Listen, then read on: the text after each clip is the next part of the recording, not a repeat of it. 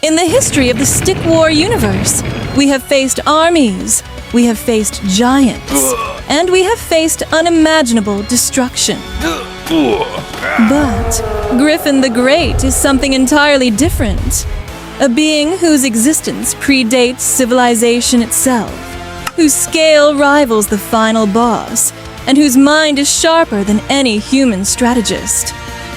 Unlike ordinary giants, Griffon doesn't rely on brute strength alone. He thinks, he plans, he dominates not through chaos, but through strategy. Most players see him as just a powerful unit, a spell to summon in the heat of battle. But if you look closer at his weapon forged from a volcano, and the mastery he wields over the giants of No Man's Land, you realize Griffon isn't just a giant. He is a king, a tactical prodigy, and a force summoned only when the balance itself is threatened. What if I told you that Griffon doesn't truly belong to order or chaos? That his allegiance is to bring balance, not conquest?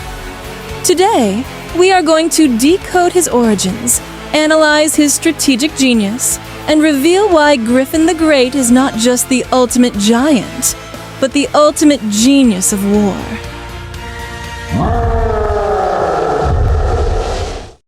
Griffon the Great is the undisputed king of the giants, a being whose existence predates organized civilization, and whose scale matches the final boss of Stickwar legacy.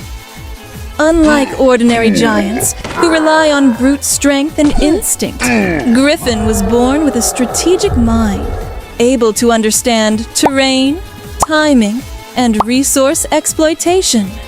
This intelligence set him apart from his kind, and allowed him to rise as the singular leader of the giants of No Man's Land, a remote and uninhabited region where only giants could survive.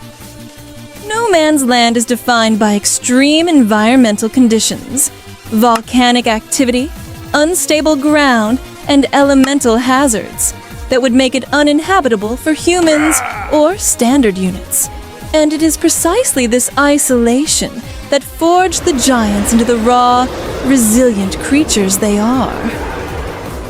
During the conflict that culminated in the area now known as the Last Stand, Griffon recognized the volcanic environment not as a threat, but as an asset. His dense, resilient skin made him nearly unaffected to lava. Ordinary molten lava flows could not burn him unless he was exposed for prolonged periods. Exploiting this advantage, Griffon accessed volcanic rock and molten material to forge his hybrid weapon, a combination of club and scythe, designed to deliver both crushing force and battlefield finality. The weapon was not forged for elegance or finesse, but for decisive effectiveness, capable of ending engagements that lesser units could not. Beyond his personal armament, Griffon took it upon himself to elevate the entire race of giants, crafting the signature clubs that would become the primary defensive and offensive tools of the giants of No Man's Land.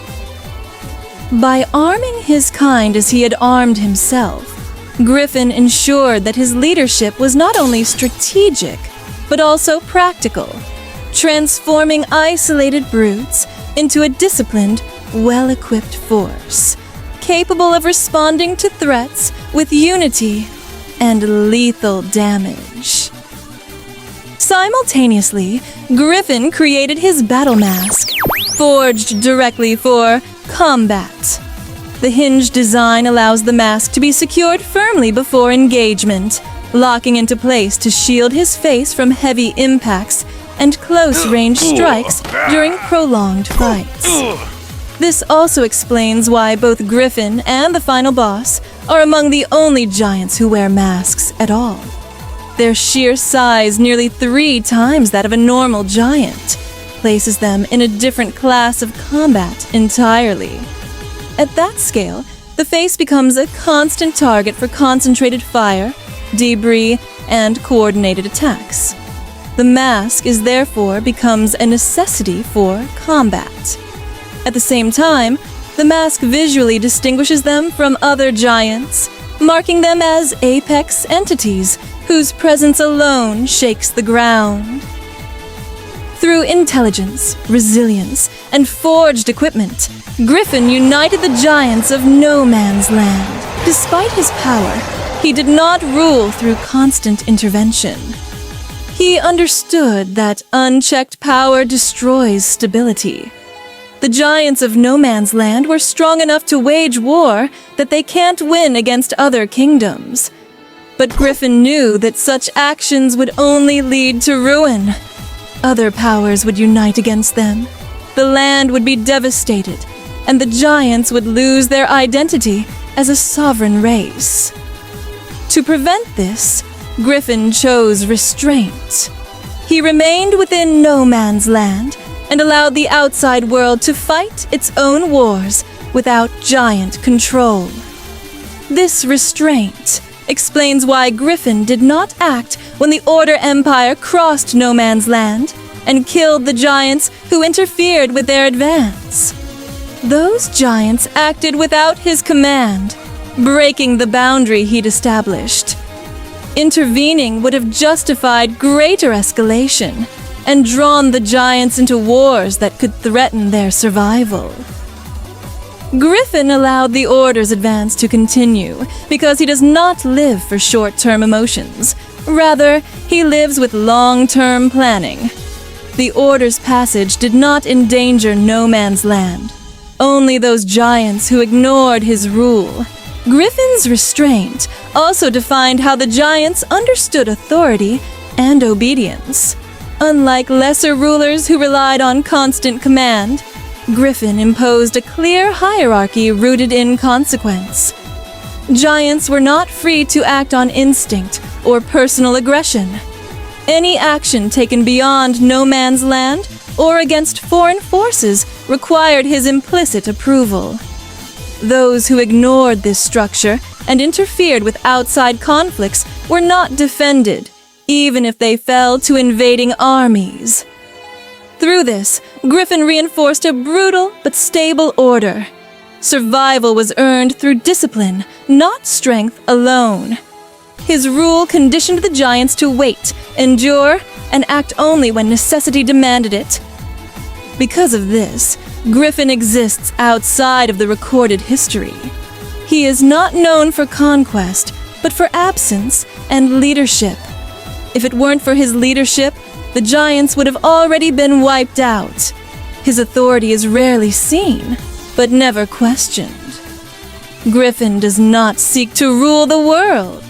He exists to stop it from destroying itself. When he moves, it is not to win wars, but to end them. So, what do you think? Is Griffon the Great simply the strongest giant, or is he a better king than King Zarak?